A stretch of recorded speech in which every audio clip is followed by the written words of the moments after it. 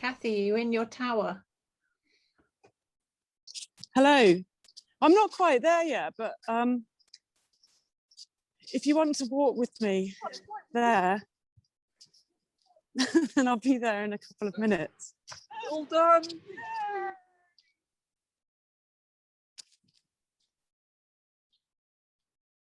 Oh.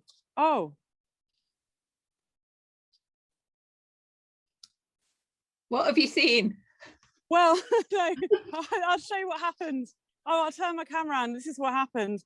I might be a bit longer getting to my tower because I forgot, of course, the lock is open, so I can't walk across it. And I don't fancy a dip, as much as it looks very inviting over at Weston-super-Mare. So I'm going to have to go over the road. Shall we show one of your films while you're walking? Oh, yeah. Which, what do you fancy? Do you want to show my little montage of movies, slowed down movies and hydrophone recordings from the site? Do you have that one? Or you could show, no, you can show my Avon Gorge time lapse. Avon Gorge time lapse sounds good. I filmed it yesterday because I've got 3 time lapses on the go at the moment, still going, and they've been going since 8:30 this morning. So this is a taster. Great. Ellie, would you be able to cue that?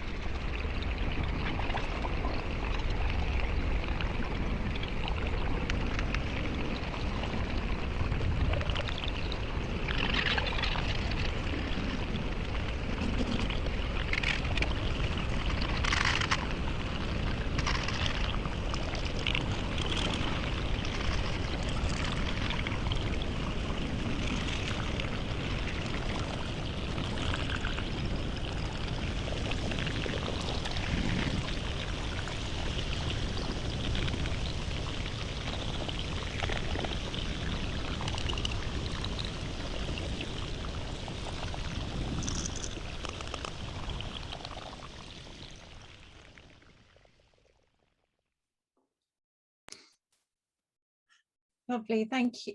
Thank you. Just before we go back to Kathy, Owen, did you want to say something? Owen, you've got your hand up.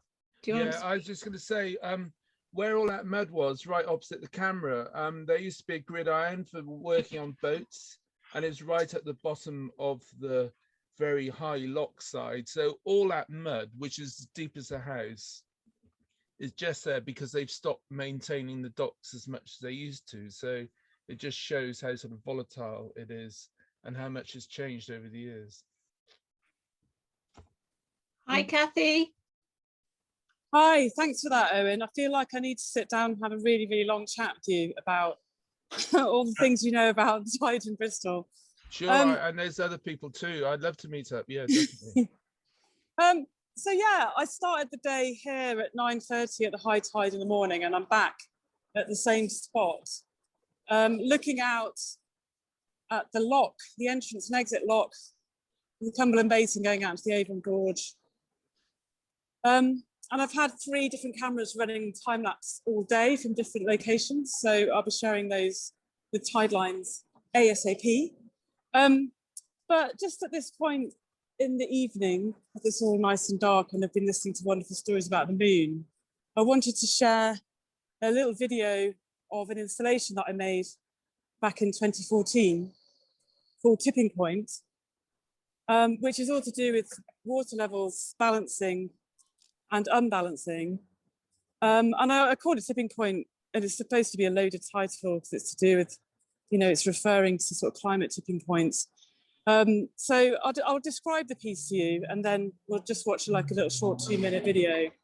So I worked with a scientific glassblower called John Roden of Bristol University, and I built a kind of mechanical arm that moves very, very slowly, that holds 2 kind of glass vessels that share a body of water.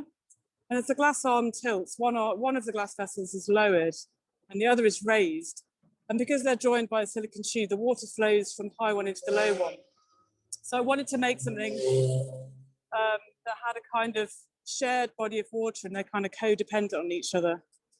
And as one empties, the other one fills. And that's also thinking about tides, as one tide comes in, another one is going out. So Tipping Point it's 6 pairs of glass vessels, and it makes sound. So it's primarily a kind of sound sculpture or an instrument. But I didn't design a soundscape for the installation. I wanted to also work with resonance. And I was also really excited to listen to stories about tide and resonance earlier. So this has been such a fascinating day. So anyway, the sound is created through audio feedback by a microphone being inside the top of each glass and a speaker external to the glasses. So it just kind of creates audio feedback by, just like holding a microphone up to a speaker. But I worked with a software programmer called Matthew Alden, and he made some software that will balance the feedback exactly at the tipping point. So it's this very fragile state of creating audio, and the sound is tuned by the empty space of the glass vessel, which is its resonant frequency. So it's basically playing the resonance of the empty space, and the water level tunes that. So the idea of the piece was just to focus people's attention. Well, the invitation is to focus your attention on a shifting water level and kind of listen. And the installation works on a kind of generative sequence, so it never repeats, but it changes in density. So I've no idea how I'm doing for time, but shall I play the video now, Anne-Marie? Is that okay?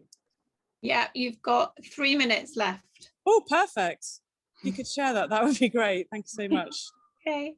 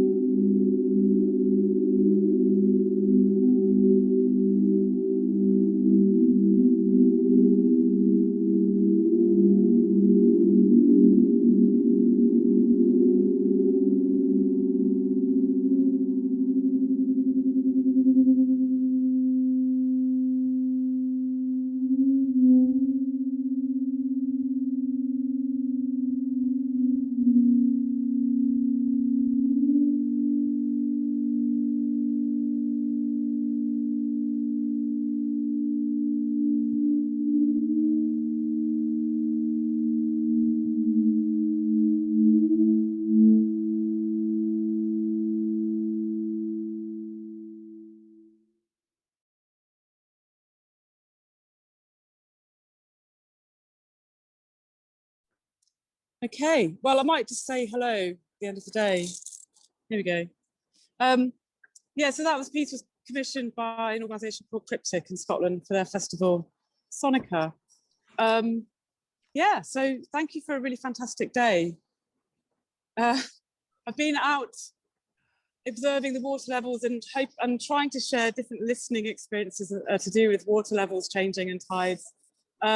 And I've been here since 8 o'clock in the morning. It's been a really good day. I've been here. Well done. Yeah, well done, everyone.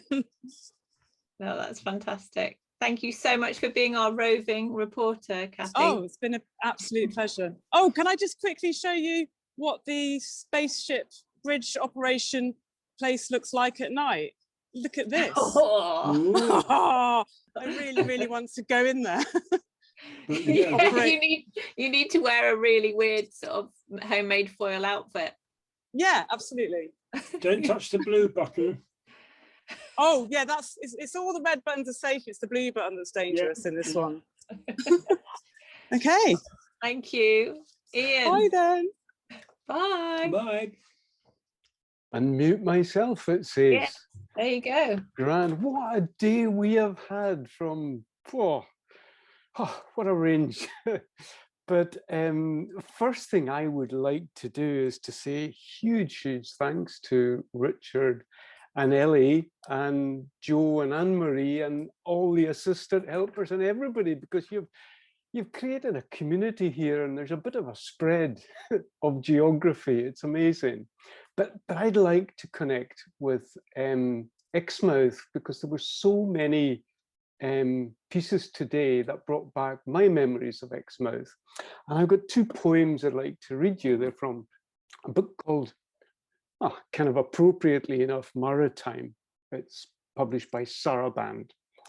And yeah, both of them were written from experiences with Graham Rich and Leslie Kerman. Exmouth. A tumble of Channel Sea is steered to the shallow and narrow, then let go, churning like butter at its burning point. A steadier white ridge, a gap, and a higher strata in the joined movements of birds.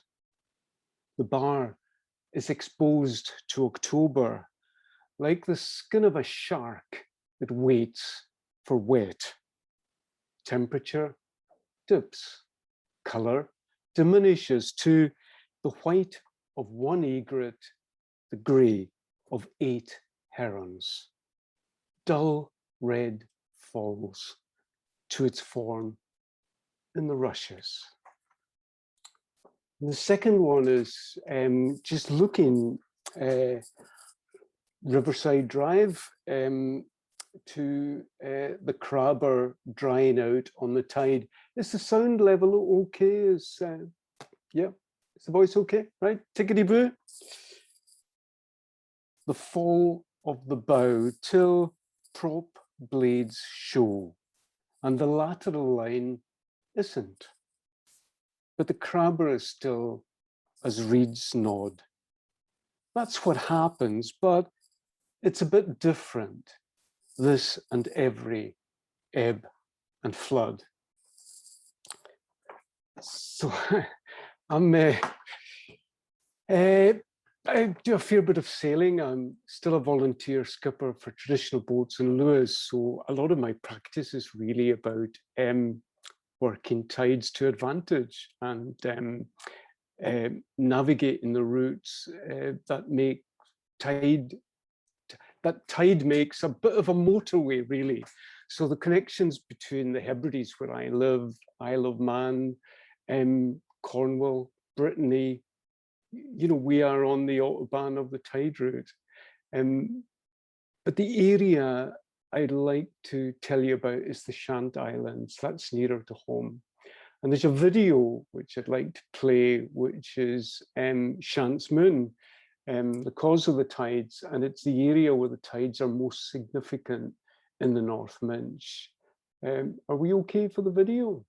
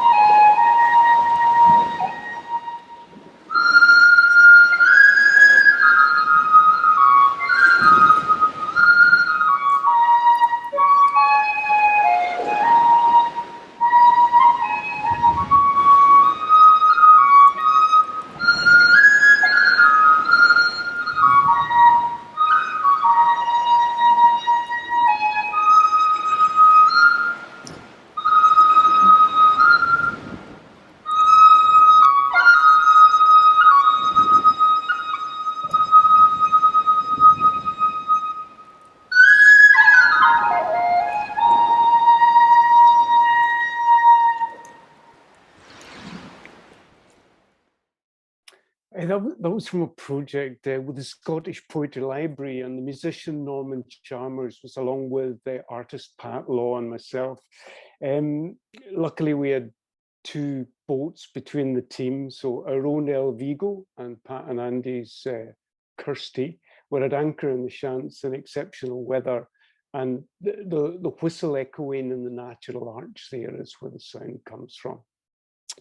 But I'd just like to risk the technology thing with a couple of images, and then, if I may, I'll just tell you a story connected to the Shants. But let's go for, do we click the image first or do share screen first? Richard, help, I've lost the plot. Share screen, I think. Just get your image ready and then click Yeah. share screen, and we should be able to see it. Okay. Make sure the image is not full screen. Yeah. Yeah. Yeah. Okay, well, this is the means of navigating stories, which has been my working practice for a while.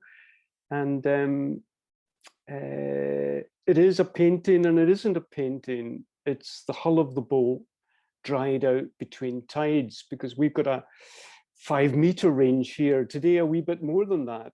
And that means that a fellow like me can keep a boat on a budget, because I don't have to pay for a crane. I just dry it out against the wall. So a hull is a scuffed chart. She maps her sightings, soundings. You just have to read between her seams. So this is our ship El Vigo, our little E-type Jaguar on the water, as she's been called. And I do have another image here. Are we still on share screen? We'll know in a minute. Yeah, we are, Stephen. Ian, sorry. There we Yeah. go.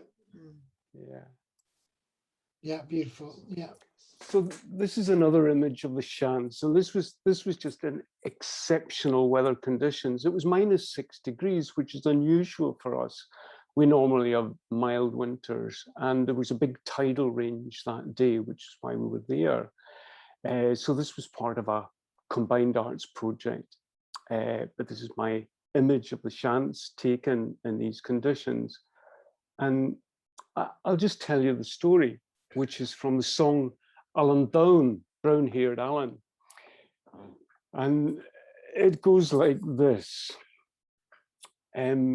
You have a sea captain, brown-haired Alan, from the town of Stornoway in the North Minch. And then down the Minch, you have the daughter of, not a merchant, the tacksman, nearly, not the taxman, the taxman, nearly a merchant in Scalpay, which is not far from the Shants. So you've got the island daughter, Anna, black-haired Anna. And they do say that maybe a galleon went ashore at Scalpay, because there are quite a number of these exceptionally beautiful black-haired women. And Anna was one of those. Now, Anna was also accomplished. She could play and compose music. She composed her own verse, and she could hold her own in conversation. And you know, all these stories you get all over the world about the son is promised to this daughter and they're not very happy about it. You know these stories? Well, this isn't one of them, because they were both quite happy with that idea. But the tradition was that, first of all, before a marriage could take place, there had to be what's called a réitleach. It's like a promising, an engagement party. And the main thing they say about the réitleach was it needed at least as much whiskey as the wedding itself. So now, a skipper, a sea captain who had sailed his slim black ship of oak, as it's described in the song, as far as Isle of Man for trading, as far as Spain to bring back wine and therefore make the fortune of that Stornoway family. He's not going to go on his ship to the Shants. He's going to race his brother in their small vessels. And so they set off, brothers, and of course they've done so many times. The North Minch, it's the place with the big tides, but you just read it right.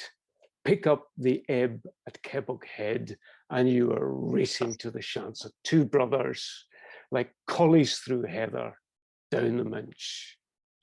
Now at Scalpay, it's a very good day if you're a musician. The piper is getting his drum before he's even played a note. It's not a very good day if you're a chicken. The feathers are flying everywhere. The birds have been plucked.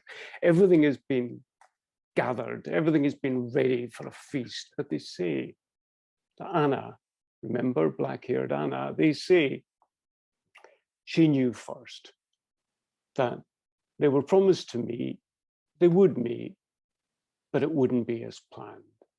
And she heard the wind before anyone else. And she went out of that gathering hall as everything was being brought ready for merriment, because she had heard what they hadn't heard. Now, the one slated building on Scalpay would have been her father's house, and these slates were rattling. And then soon everybody wandered outside and looked, and it was white. And everyone was looking for that scrap of brown cloth that was a sail coming from the north and entering the Sound of Scalpay. And at last they did see a sail. Their hearts rose, and it was Alan's brother, and he couldn't look her in the eye. We lost sight of him. We lost sight of him, was all he could say. And there's no vessel could have turned round. The tide, we were on the tide. There's no vessel can go back against the tide in the Sound of Shants and the Sound of Scalpay. Now, how long does it take for a woman to give up hope? For days and longer.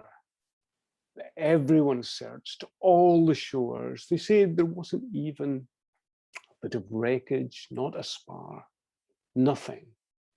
And so you could believe that something must have happened. But what happened was this. They were promised to meet, and they are going to meet, but not as planned.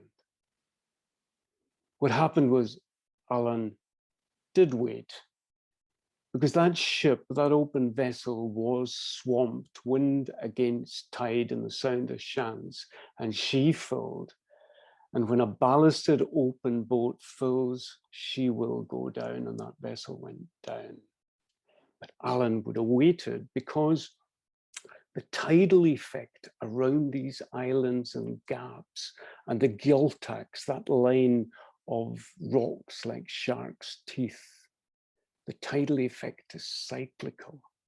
And so Alan in the water would have waited. Now back to Anna Campbell, black-haired Anna. She composed the most stirring verse of all, and it is an angry verse. It is not content with fate. It pictures the body of her lover being given to the sea creatures with their claws and teeth, and it pictures his clothes being torn from him.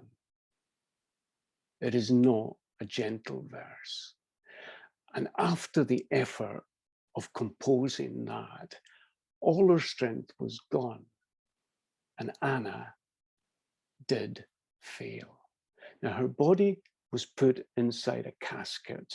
The boat builder in Scalpay would have made this small ship for what they thought was her last voyage. Her brother was trusted to take the remains by sea south to Rodel, St. Clements, where the family were buried. But the waters rose again once that vessel was clear of East Loch Harbour, and her brother, the skipper, had to say the living must come before the dead. So to lighten that small craft, Anna's casket was put into the sea at East Loch Tarbert. And in these waves, the casket parted. And so Anna, black-haired Anna, would have entered her sea journey at East Loch Tarbert, while brown-haired Alan Down would have waited in the cyclical tides of the Shants. But when the tide floods to the northeast in the North Minch, the flood is stronger than the ebb back to the southwest. And so Anna Chaibel, Anna Campbell would have moved to the Shants to meet Alan Down. Now, you can see what looks like one mass of islands. You can see what looks like one main mass in the middle, which is almost two islands. It's Elan Tai, the house, the island with the house, and Garth Elan. But there is more, a thin neck of gravel, which joins them. So at low water, they are separate islands. And on Mulmore is where the Raetach happened. That's where Anna Campbell and Alan Down were washed up together.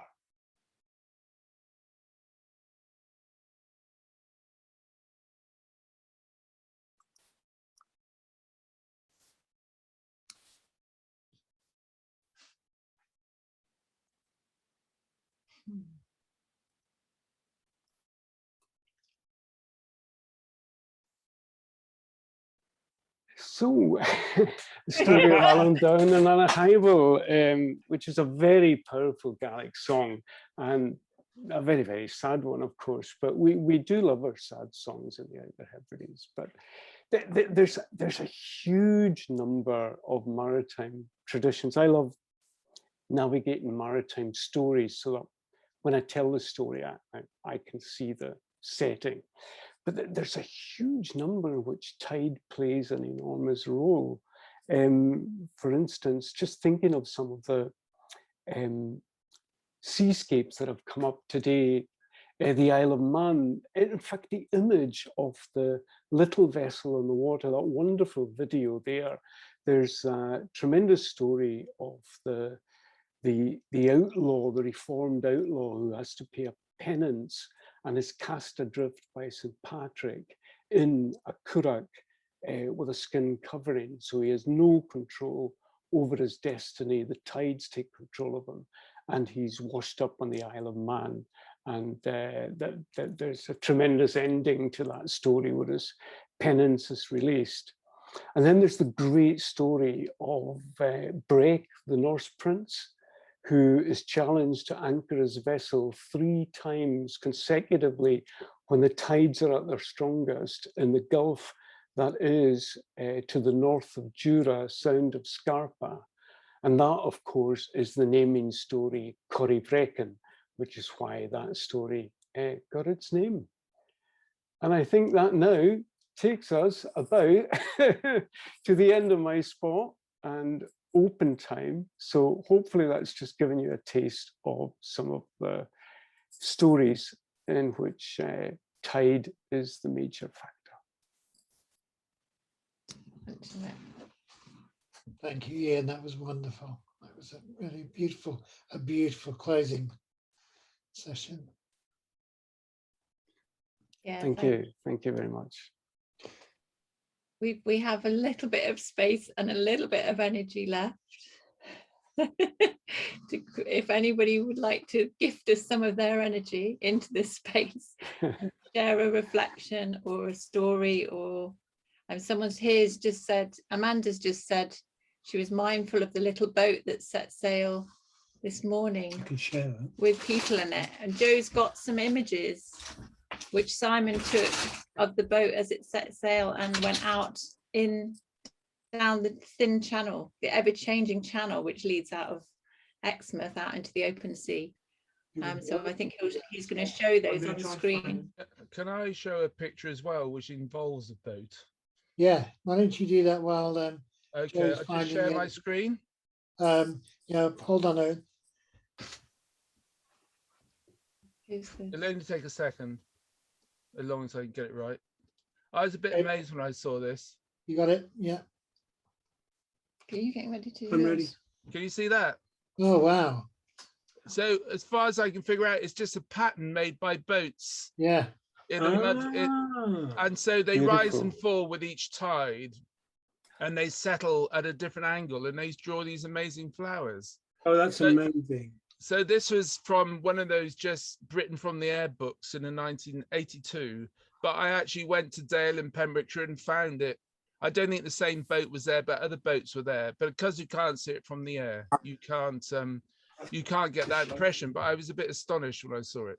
That's amazing. That's wonderful. Stop sharing. Thank you. Joe, did you find yours? I think so.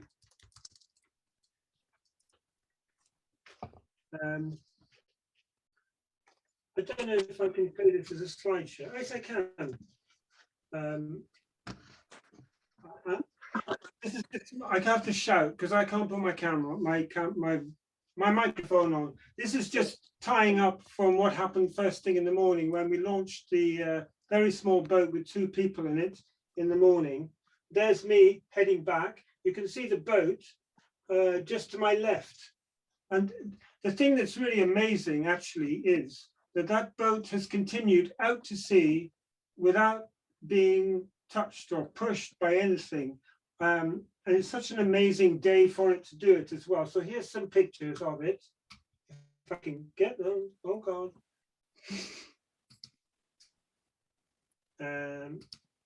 That's what it was like when it started off. I don't seem to be able to thumb through it. Yes, I can. This is it about what, half a mile away, on its way out of the estuary. And you can see it alone in an enormous sea. Lucky to have a very calm day for it, still the right way up, still with the lovely people in it. And you can see whatever it is, oh, up Britannia in the background, or whatever. Simon took pictures. There's you can see to the right of that yacht going out on the tide. You can see it in terms of scale, the tiny little dot next to it. I mean, it couldn't have been better. I don't know where it is now. I'm so glad you can see it there after the boat's gone past. Yeah. Yeah. That's fabulous. It's like, you know, spot the ball. So who's gonna get that? Which way is it gonna go? Oh, Towards London or? it's the outgoing tide, so it'll go seaward. It'll go. It'll pull out southwest. Yes, I think so. That's an earlier picture as it left the Narrows. That's the Narrows in Exmouth with the ferry behind it. And I think that's it. Fabulous. Thanks, Simon, for taking those. I've got a couple. Can I just share a couple of sand images? Is that okay? Do you want a little bit of another bit of image of sand? Yeah. It'd be lovely. Can I share my screen? Yeah. Yeah. We've got the wrong person here. Oh, We'll come back to you. Is it Pete who's? yeah, it's me, Yeah. Pete here. Or do you want you first? You can go first. No, that's okay. Yeah, go ahead. Hang on, Pete. I need to give you permission. Okay, it's just very quickly. There's two. This was at Gorenhaven yesterday. Knee-high theatre Oh, wow. starting the random acts of art. Can you see that? That's amazing. Yeah, terrific. So this is Knee-high theatre down in Cornwall. This is a friend of mine, Sue Hill, who posted that yesterday. Isn't that beautiful? Yes. And then this is Richard Schilling, who works up. This is Morecambe Bay, one of his sand drawings on the bay in Morecambe. He's an amazing sand artist. Isn't that extraordinary? You can see the scale of it. That's the size of the person. Yeah. Wow. God. Yeah. Amazing. Anyway, that was just a quick share. There we go. Thank you. You. I think I you. thought they were by aliens. Yeah. Yeah, I just wanted to say, apart from to say thank you to everyone for so much. I've only been here less than a third of the day, and yet I feel completely taken. My brain is taken with so much stuff, and I think for me the real joy is that mix of art and science has been really fantastic. You know, also almost like the curating of the opposites. And I just made a little tiny 5-line song from what Stacey said, which is the thing that stuck with me, which I just wrote in the chat as a response to Laura about how we've got tides in all our bodies. So the words are, there is a tide in every liquid, a tiny tide in our eyeballs and in our water-filled bodies, as well as in our cups of tea. And it's just a little song that goes in and out like this. So, well, I haven't sung it yet. I hope it goes like this. There is a tide in every liquid, a tiny tide in our eyeballs, and in our water-filled bodies, as well as in our cups of tea.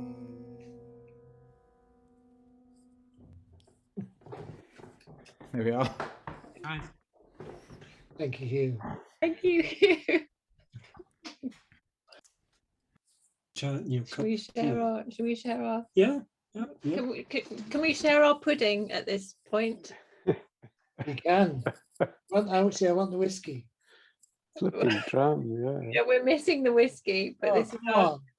this is our Carrigan pudding, and from the Isle of North Uist, and it's made with Carrigan moss, oat milk, lemon rind, and usually with cream. And yeah, there you go. It's delicious. It cures everything. Pretty much everything. I've got a little piece of writing about it, and I'm absolutely not a poet, but I'm feeling confident enough to read it, so I'm going to read it. So it's called Magic Pudding. The last bag of carrageen at the back of the cupboard, soaked and simmering with oat milk and scratches of lemon, connecting me to a point of land so remote beyond the leap of giants over the North Sea, and more where the seal flexes its fins, and the old weather-crumpled, heart-battered drunkard who I've never met holds up his whiskey bottle and points, telling us to go to the end of the island on a low tide and keep walking. And so we did, with scissors, bags and knives for the cutting. And here am I in the falling light on the last day of March 2021, telling you so. My demon goshawk winging its way across the Minch, wings beating to the screech of Arctic terns, gannets arrow the dark sea skin, and then hitting broken land, meandering over brackish waters, cutting the darkening silence. Once curlew, then a pair of oyster catchers, to the land's edge, point, and fronds of carrageen, waving its goodness and saltiness, feeding us from far, far away. That's our pudding. That's gorgeous. Thank you. That's lovely. I think, I don't know about everybody else, but I'm definitely going to dream of being inundated tonight. I will sense the tide rising to rise it all the way up to my bed. We've got Rory's got his hand. Can we fit in Rory? Yeah, we can, absolutely. Okay. Greetings all, wonderful day. I was just picking up the resonance between Joe's launch of his wee boat this morning and Ian talking, and just maybe reminding about the the idea that the old Celtic monks who would jump in their currachs and they would just go with the tide, and that was called the imram. And imram is in the old Gaelic is the word for row. And the thole pins, the rowlocks on the currachs, the thole is, the etymology is struggle. So the idea of struggle, tide, voyaging, and going out and spreading some kind of divine message, for me is a really important component of tidal streams upon which we all throw our fate.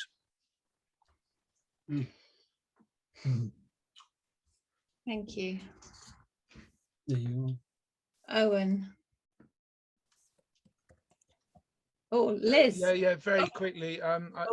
The little boats just made me think of David Nash's boulder sculpture, which the boulder ended up in an estuary and floated around and landed at high tide, and in the end got lost. So I love these tidal artworks where it ends up in mystery because the tide takes things off. And Morecambe Bay, as last time I heard, Eden Project, we're going to build their second big centre at Morecambe Bay, and it was going to be very tide focused, but I'm not sure if that's still going on. Oh, wow. It definitely is in the plan in Morecambe that we're going to get an Eden Project. It's waiting for some government funding. Yeah, it'll be so exciting if they do it. And they've got a beautiful plan of biomes, but also things out in the bay and things around the bay. So if it happens, and it's the big link up with Lancaster University, so if it happens, there'll be a huge environmental research project alongside it. So it's yeah, thanks. Thank you. Liz, would you like to speak? Me? Yeah, or did you just appear, or would you like to say something? I was just actually typing, saying, Oh, okay. what an incredible, sorry, you probably heard it because I haven't got my mute on. I'm just typing, thank you everyone for an enjoyable day. I missed a couple of bits because I went to the beach for high water and for low water. And I also went to water the allotment because it had been a dry day. And then I had a pre-arranged event early evening, but it's been extraordinary to be able to be here. And also thank you, Anne-Marie, for provoking me to actually go to the beach. I live in Limpston on the estuary, at high water and low water every day from the equinox to this morning and this afternoon, and make notes and take photographs, and I expect something will come of that. So thank you. Right. Thank you.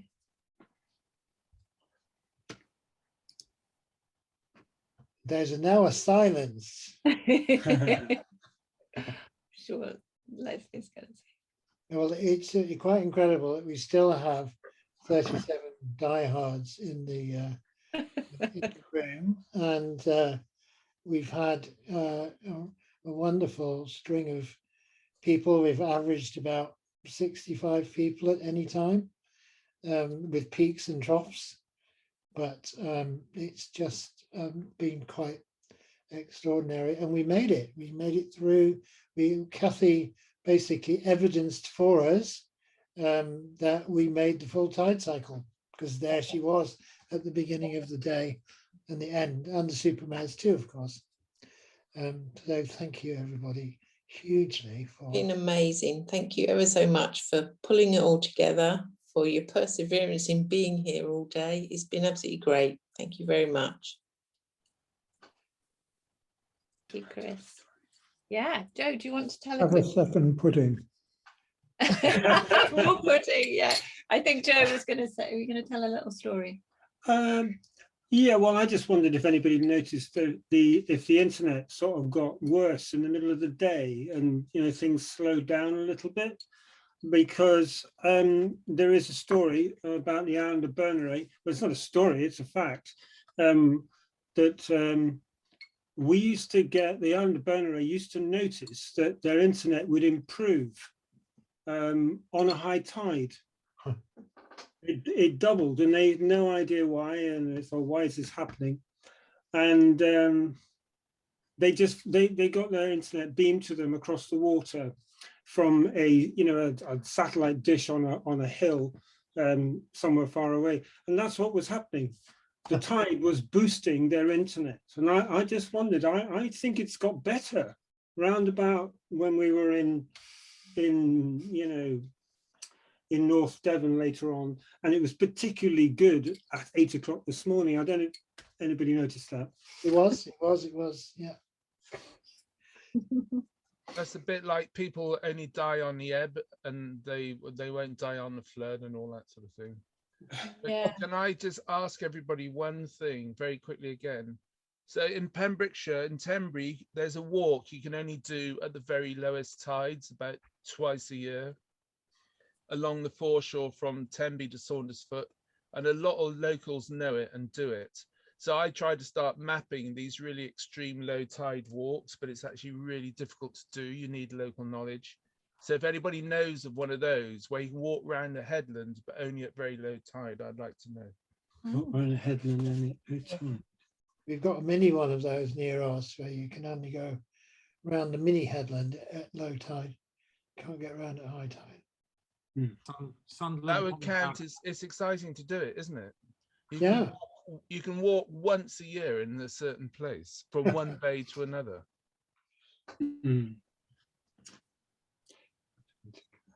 Sunderland Point in Morecambe, just in Morecambe Bay, it's just cut off by the tide twice a day.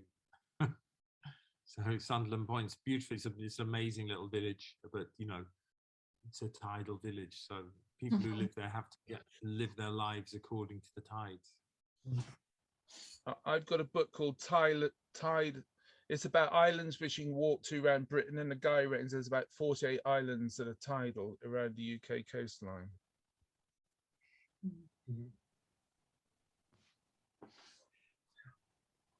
It's feeling like goodbye. Yes. You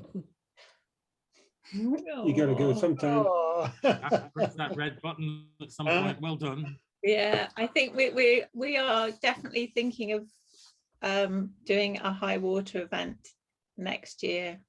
So we'd love to see some of you then, and we'll Lots of mud. We'll let you know. And thank you so much for Ian for leading us into this sort of ending part. It was lovely to hear your story. Perfect. Yeah. Are you still there? It's still there. Okay, everyone. That's it. I'm going to push the red button. So bye-bye. Thank you so much. Thanks so much, everybody. It was absolutely beautiful. Yep. Thank you. Whoa. Thank you all. Bye.